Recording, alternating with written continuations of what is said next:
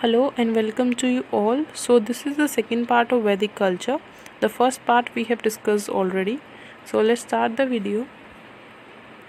So in the first part हमने discuss करा था वैदिक कल्चर के बारे में कि जो हमारा वैदिक कल्चर है वो बेसिकली 2 पार्ट में डिवाइड है। सबसे पहला है ऋग्वेदिक, जिसको हम अर्ली वैदिक के नाम से भी जानते हैं। सेकंड है लेटर वैदिक।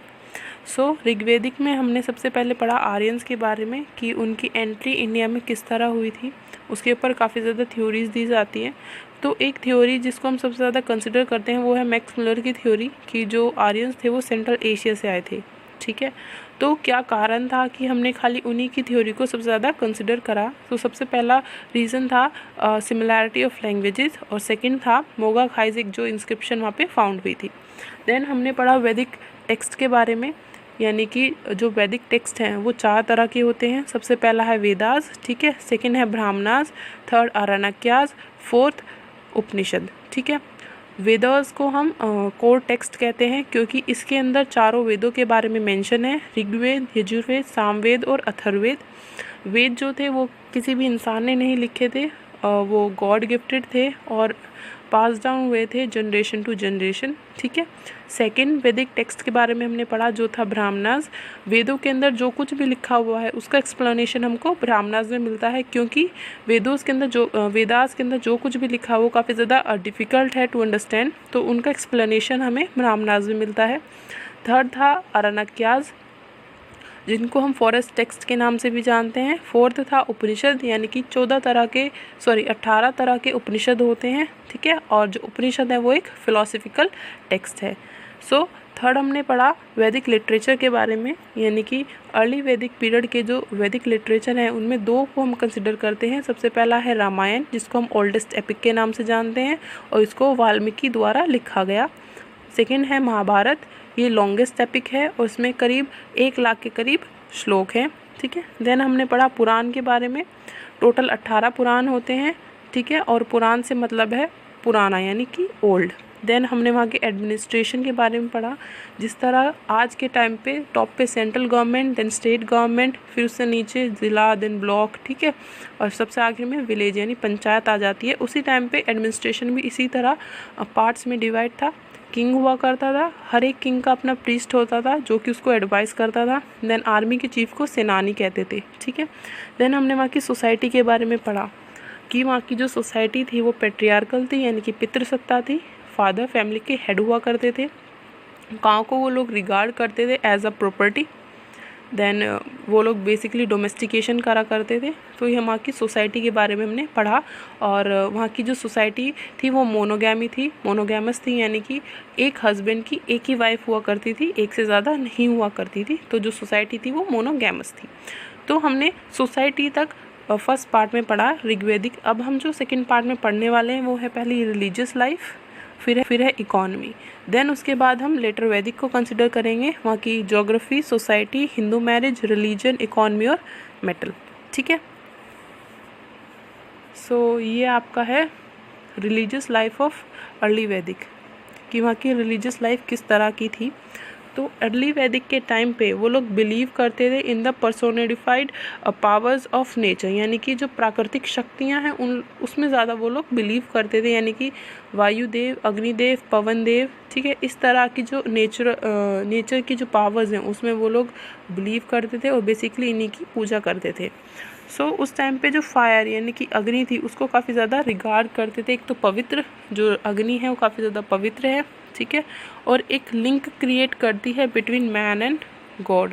जैसे कि आज के टाइम पे अगर हम किसी भी पूजा पाठ में जाएं या हवन कराएं तो वहाँ पे बेसिकली हवन में अग्नि ही होती है, पूजा करेंगे तो अग्नि होती है। ठीक है, तो वो काफ़ी ज़्यादा पवित्र है, वो एक लिंक क्रिएट कर रही है बिटवीन ह्यूमन एंड गॉड। ठीक है, और उस टाइम पे जो गॉड यानी देवी देवता थे वो 3 कैटेगरीज में डिवाइड थे, यानी कि टेरेस्ट्रियल, धरती, एरियल, वायु और सेलेस्टियल।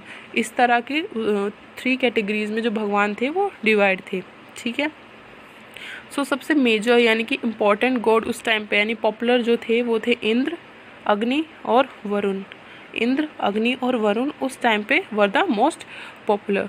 देन अगर हम इंद्र की बात करें, उनको डिस्ट्रॉयर ऑफ फोर्ट, यानी कि जैसे कि आज भी हम जानते इंद्र यानी कि देवताओं के राजा, डिस्ट्रॉयर ऑफ फोर्ट के नाम से जाने जाते थे। और उनके बारे में अगर हम पढ़ें तो 250 के करीब ऋग्वेदिक हिम्स हमें मिलते हैं। और उनको रेन ऑफ गॉड भी कहते थे, यानी कि वर्षा के देवता, बारिश जो कराते वो यानी कि इंद्रदेव कराते हैं। सो ये हो गया आपके इंद्रदेव के बारे में। देन जो सेकंड मोस्ट पॉपुलर गॉड थे वो थे अग्निदेव, जिनको हम फायर ऑफ गॉड भी कहते हैं। और उनके बारे में करीब 200 के करीब ऋग्वेदिक हिम्स हमें मिलते हैं। थर्ड थे वरुण यानी गॉड ऑफ वाटर। और फोर्थ थे सूर्य यानी जो सूर्य देव थे। बेसिकली सूर्य देव को 5 तरह की 5 फॉर्म्स में पूजा जाता था, जैसे कि सूर्य, सावित्री, मित्रा, पुषान और विष्णु। इन 5 फॉर्म्स में उनकी पूजा करी जाती थी। बेसिकली इन्हीं की जो मेजर थे यही थे, ठीक है। बाकी देवी देवता भी उस टाइम पे हुआ करते थे, लेकिन जो इम्पॉर्टेंट थे और पॉपुलर थे वो यही देवी देवता थे, यानी कि इंद्र, अग्नि, वरुण और सूर्य, ठीक है। Then other god goddess were also worship. वहाँ पे और भी देवी देवताओं की पूजा हुआ करती थी, जैसे कि रुद्र यानी जिनको हम शिव भगवान के नाम से जानते हैं, गॉड ऑफ एनिमल, उनकी पूजा भी हुआ करती थी। दायूस फादर ऑफ वर्ल्ड। यम यानी गॉड ऑफ डेथ, मृत्यु के देवता। सिंधु रिवर गॉडेस, ठीक है। Ashwin god of health. Aditi great mother of gods, ठीक है। और जैसे आज के टाइम पे हम मंदिर में जाएंगे तो हम चढ़ावा लेके जाएं, कुछ भी फल हो गए, घी हो गया, दूध हो गया, इस तरह की चीज़ें हम भेंट में, चढ़ावे में भगवान को चढ़ाते हैं। उसी टाइम पे भी इसी तरह की चीज़ें जैसे कि मिल्क हो गया, घी हो गया, ग्रेन्स हो गए, इस तरह की चीज़ें वो भगवानों को, अपने जो भी देवी देवता थे उनको चढ़ाया करते थे। तो ये होगी वहाँ की रिलीजियस लाइफ। ये अर्ली वैदिक की हम बात कर रहे हैं, ठीक है। उसके अब हम बात करेंगे वहाँ की इकॉनमी की। ये हम अर्ली वैदिक की इकॉनमी की बात कर रहे हैं, ठीक है।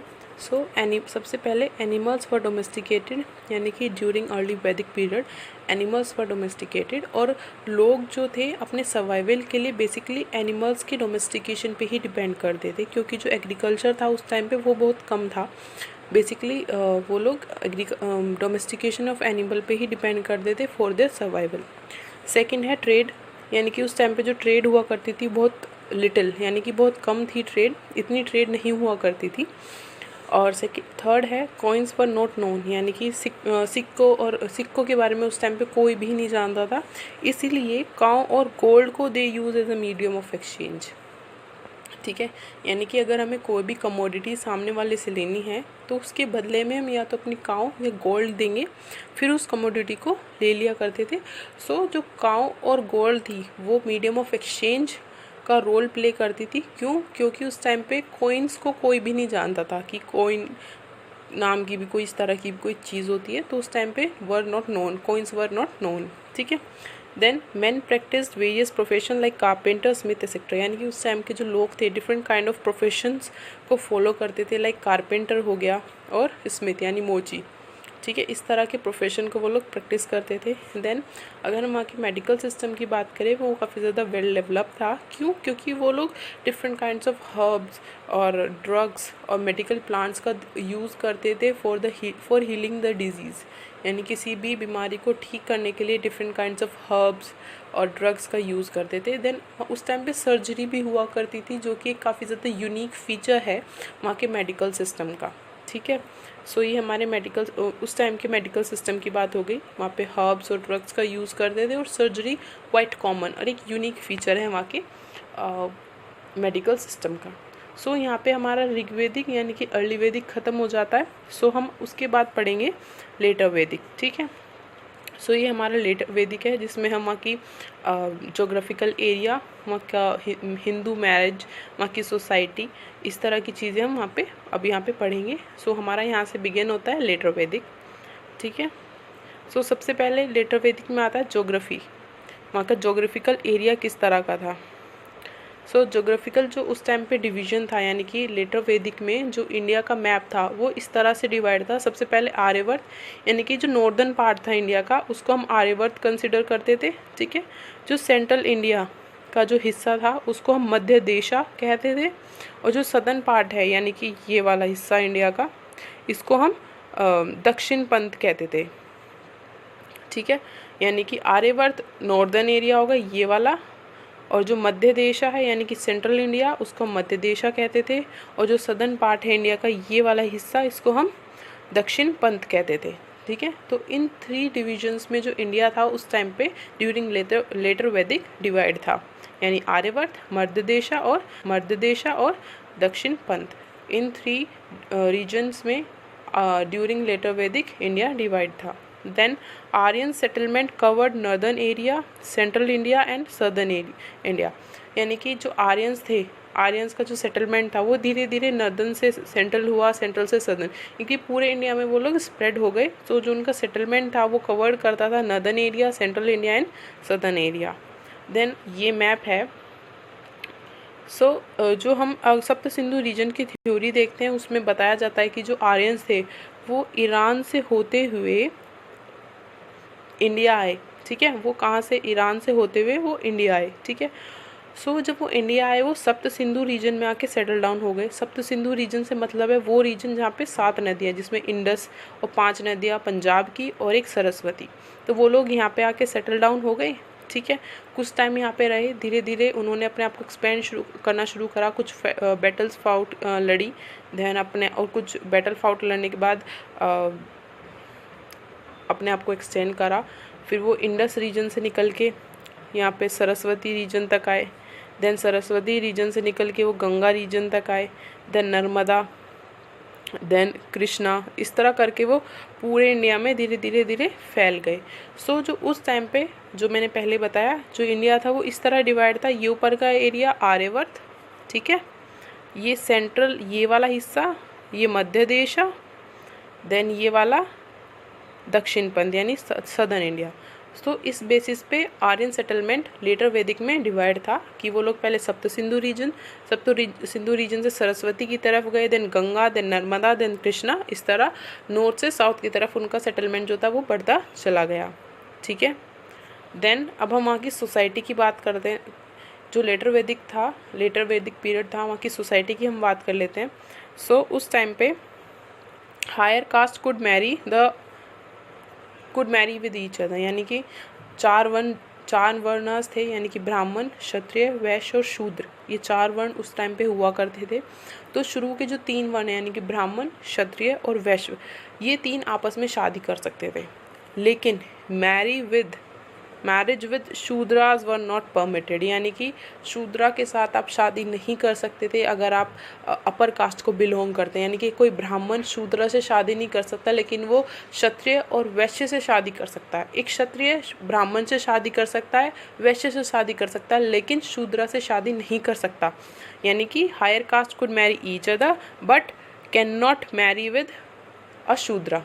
ठीक है, ये वहाँ की सोसाइटी लेटर वैदिक की बात हम कर रहे हैं। देन वर्णा सिस्टम उस टाइम पे हुआ करता था, जैसे कि ऋग्वेद, अर्ली वैदिक में भी था वर्णा सिस्टम, वहाँ पे उस टाइम पे भी था, और लेटर वैदिक में भी वर्णा सिस्टम था। लेकिन एक बेसिक डिफरेंस है लेटर वैदिक और अर्ली वैदिक में। अर्ली वैदिक में खाली वर्णा सिस्टम था, ब्राह्मण, वैश्य, शूद्र, ठीक है, और क्षत्रिय, ये ही हुआ करते थे। लेकिन लेटर वैदिक में वर्णा सिस्टम तो था ही, लेकिन गोत्र भी हुआ करते थे। यानी अगर आप ब्राह्मण हैं तो ब्राह्मण के अंदर भी गोत्र, डिफरेंट गोत्र हुआ करते थे। क्षत्रियों के अंदर डिफरेंट गोत्र। ये अर्ली वैदिक में नहीं था, लेटर वैदिक में था। लेटर वैदिक में वर्णा और गोत्र दोनों आ जाते हैं, लेकिन अर्ली वैदिक में खाली वर्ण आते हैं। ठीक है, देन रेफरेंस ऑफ 4 आश्रम, यानी कि जो लेटर वैदिक है उसमें हमें रेफरेंस मिलता है 4 आश्रम का। पहला है ब्रह्मचर्य, देन वानप्रस्थ, देन गृहस्थ, देन संन्यास। ये 4 आश्रम का जो रेफरेंस है हमें लेटर वैदिक में मिलता है। ये स्टेजेस बताई गई हैं, 4 स्टेजेस ऑफ लाइफ। पहला है ब्रह्मचर्य, देन वानप्रस्थ, देन गृहस्थ, देन संन्यास। ठीक है, ये 4 स्टेजेस बताई गई हैं लेटर वैदिक में। देन उनकी सोसाइटी में स्टेटस ऑफ वुमेन वो काफ़ी ज़्यादा कम था, उनको रिस्ट्रिक्ट करते थे to attend the political assembly. यानी कि जो वुमेन्स को उस टाइम पे काफ़ी ज़्यादा पावर्स जो थी बहुत ही कम थी, और उनको प्रोहिबिट कर देते थे वो लोग to attend the political assemblies में पार्ट लेने के लिए वो लोग अलाउ नहीं करते थे उनको। देन अकॉर्डिंग टू ब्राह्मण्स, उस टाइम पे ब्राह्मण्स के अकॉर्डिंग एक daughter was a source of misery, यानी कि जो डॉटर उस टाइम पे हुआ करती थी उनको वो लोग Brahmins, according to Brahmins, daughter को कंसिडर करते थे as a source of misery, यानी दुख का कारण है। देन सन को रिगार्ड करते थे as a protector of family, ये अब बेटा होगा वो यानी कि परिवार की रक्षा करेगा, और डॉटर एक मिजरी यानी दुख का कारण है, ठीक है, according to Brahmanas during later Vedic. Then second according to Maitrayani, ठीक है, उसके अकॉर्डिंग 3 इविल्स हुआ करते थे। सबसे पहला है लिक्वर, शराब, वुमेन यानी वुमेन, देन डाइस यानी कि जुआ एक तरह से। ये 3 इविल्स हुआ करते थे, यानी कि वुमेन्स को उस टाइम पे इविल कंसिडर करा जाता था। और ब्राह्मण्स के अकॉर्डिंग जो लड़कियां यानी डॉटर हुआ करती थी वो सोर्स ऑफ मिजरी यानी दुख का कारण बनती थी, ठीक है। Then monogamy was there but polygamy was frequent. उस टाइम पे जैसे कि ऋग्वेदिक यानी अर्ली वैदिक पे मोनोगैमस थी सोसाइटी, यानी कि एक किसी भी एक व्यक्ति की सिर्फ एक ही वाइफ हुआ करती थी। लेकिन लेटर वैदिक में भी ऐसी था, कोई भी एक इंसान है उसकी एक ही वाइफ हुआ करती थी। लेकिन पोलोगैमी वॉज फ्रिक्वेंट, यानी कि कुछ लोग ऐसे थे जिनकी एक से ज़्यादा वाइफ हुआ करती थी। ये चीज़ें ज़्यादा बढ़ रही थी धीरे धीरे, ठीक है। तो ये वहाँ की सोसाइटी हो गई। देन अब हम ये वहाँ के 4 पुरुषार्थ यानी 4 पुरुषार्थ ऑफ आश्रम सिस्टम। पहला है धर्म, देन अर्थ, देन कर्म, देन मोक्ष। ये 4 पुरुषार्थ थे, ठीक है, धर्म, अर्थ, कर्म एंड मोक्ष। सो अब हम बात करेंगे टाइप्स ऑफ हिंदू मैरिज। उस टाइम पे लेटर वैदिक में 8 तरह की हिंदू मैरिज हुआ करती थी। कितनी तरह की? 8 तरह की, ठीक है। सो सबसे पहला आता है ब्रह्म विवाह।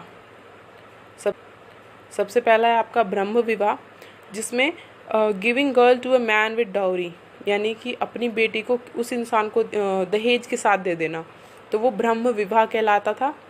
सेकंड है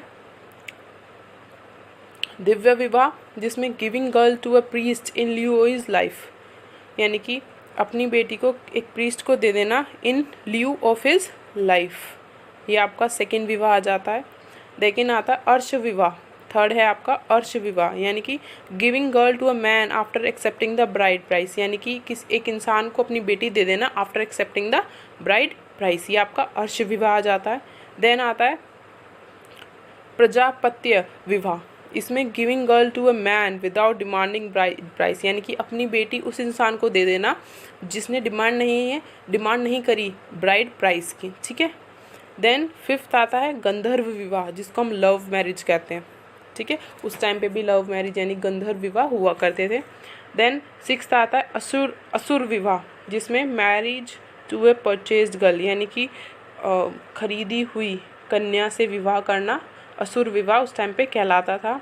देन सेवेंथ है राक्षस विवाह, यानी कि marrying to a daughter of a defeated king, यानी कि कोई भी राजा अगर किसी दूसरे राजा को हरा देता है और उसकी बेटी से शादी कर लेता है तो उसको हम असुर यानी कि राक्षस विवाह कहेंगे, ठीक है। देन आता है पिशाच विवाह। पिशाच विवाह वो हुआ करता था अगर कोई भी इंसान उस टाइम पे किसी भी लड़की को या तो किडनैप या उसका आफ्टर रेपिंग हर उससे शादी कर लेता था तो वो पिशाच विवाह कहलाता था। तो इस तरह की 8 हिंदू मैरिज उस टाइम पे लेटर वैदिक में हुआ करती थी। ब्रह्म विवाह, दिव्य विवाह, अर्श विवाह, प्रजापति विवाह, देन गंधर्व, देन असुर, देन राक्षस, देन पिशाच। ये 8 तरह की फॉर्म्स ऑफ मैरिज थी ड्यूरिंग लेटर वैदिक, ठीक है। देन ये आ गया आपका रिलीजन ऑफ लेटर वैदिक। अगर हम आगे रिलीजन की बात करें तो लेटर वैदिक में और अर्ली वैदिक में काफ़ी ज़्यादा डिफरेंस है, क्योंकि अर्ली वैदिक में वो लोग बेसिकली पावर्स ऑफ नेचर के गॉड्स की ही पूजा करते थे। जैसे इंद्र वर्षा के देवता हैं, वरुण पानी यानी जल के, देन अग्नि यानी फायर ऑफ गॉड, ठीक है, टेरेस्ट्रियल और सेलेस्टियल गॉड्स की वो लोग पूजा करते थे। लेकिन लेटर वैदिक में 3 मेजर गॉड्स वो लोग थे। प्रजापति यानी ब्रह्मा जिसको हम क्रिएटर ऑफ यूनिवर्स, जिसने ये संसार बनाया, ठीक है, known as Brahma. Then become the third supreme god, become the supreme god. Brahma later Vedic में सुप्रीम गॉड बन गए, ठीक है। देन विष्णु, जिनको हम विष्णु यानी संसार के संचालक। Then Rudra god of animal, जिनको हम शिवा भी कहते हैं, ठीक है। इंद्रा और अग्नि भी इस टाइम पे पूजे जाते थे, लेकिन 3 मेजर गॉड जो हमारे लेटर वैदिक में है वो है ब्रह्मा, विष्णु और महेश, ठीक है। लेकिन अर्ली वैदिक में इंद्रा, अग्नि, वरुण, ये थ्री मेजर थे, मोस्ट पॉपुलर गॉड थे अर्ली वैदिक के। लेकिन लेटर वैदिक में ब्रह्मा, विष्णु और महेश ये 3 मेजर गॉड्स थे। ब्रह्मा जिन्होंने इस संसार को बनाया, विष्णु जो इस संसार के संचालक हैं, और रुद्रा डिस्ट्रॉयर यानी कि डिस्ट्रॉयर हैं इस संसार के। तो लेटर वैदिक में ये 3 मेजर गॉड्स हैं, ठीक है। देन अगर हम वहाँ की इकॉनमी की बात करें, लेटर वैदिक की economy, land was more valuable then cow. Early वैदिक में काउ को वो लोग कंसिडर करते थे एज अ प्रॉपर्टी, ठीक है, कि हमारे पास इतनी गाय हैं, ठीक है, हम इतनी गाँव जो गायें हैं उनके मालिक हैं। लेकिन लेटर वैदिक में ऐसा नहीं था। लेटर वैदिक में ज़मीन यानी कि लैंड को कंसिडर करते थे एज अ प्रॉपर्टी, और वो ज़्यादा वैल्यू करती थी देन काउज, ठीक है। Then agriculture replace rearing of animals, ठीक है। सो लेटर वैदिक में एग्रीकल्चर ने रिप्लेस कर दिया रेयरिंग ऑफ एनिमल्स को, ठीक है, क्योंकि अर्ली वैदिक में वो लोग बेसिकली डिपेंड करते थे किस पे, एनिमल्स पे, फॉर देयर सर्वाइवल, और एग्रीकल्चर बहुत कम हुआ करता था।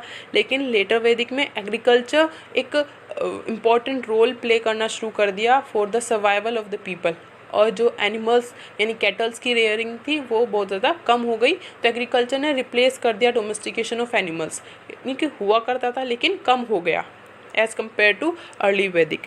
Then use manures in the fields, manures का they use in fields.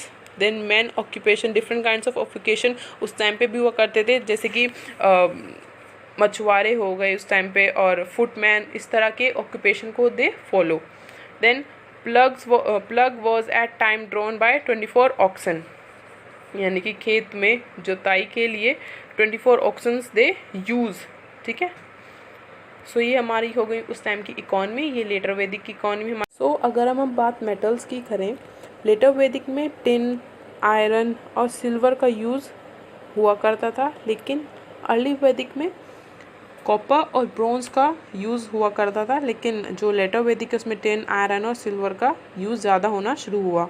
Then लोगों ने स्पेशलाइजेशन करना शुरू करा इन कारपेंटर्स और लाइक चैरिट मेकर, इस तरह के प्रोफेशंस में उन लोगों ने स्पेशलाइजेशन करना शुरू कर दिया, ठीक है। सो अब हमारा वैदिक कल्चर जो टॉपिक चल रहा था वो यहाँ पे एंड हो जाता है। सो नेक्स्ट वीडियो में we begin with the new topic. So thank you.